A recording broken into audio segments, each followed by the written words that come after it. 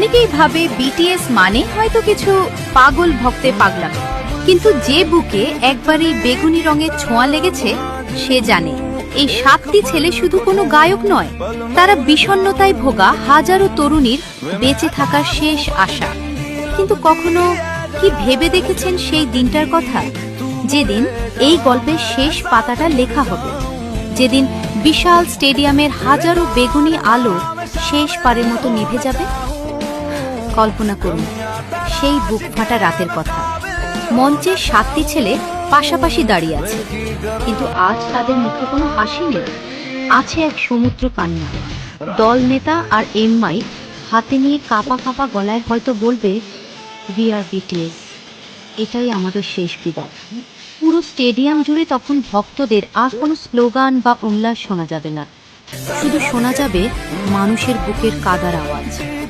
যে ছেলেগুলো একদিন আমাদের শিখিয়েছিল কিভাবে নিজেকে ভালোবাসতে হয়, আজ তারা নিজেরাই চোখের জল ধরে রাখতে পারছে না। সুগার বোবা কান্না আর জিমিনের ভাঙা গলা সেদিন প্রমাণ করবে এই বিদায় কতটা যন্ত্রণার। তারা শেষবারের মতো মাথা নত করবে, হাতের মাইকগুলো চিরতরে নামিয়ে রাখা হবে, মঞ্চের শেষ আলোটুকুও নিভে যাবে।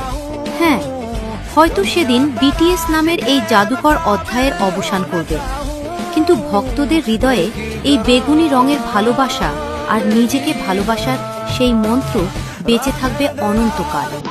কারণ কিংবদন্তিদের কখনো মৃত্যু হয় না।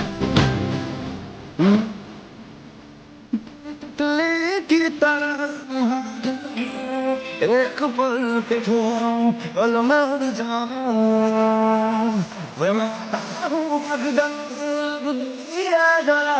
जन्नत की तू पैदा मर जाऊं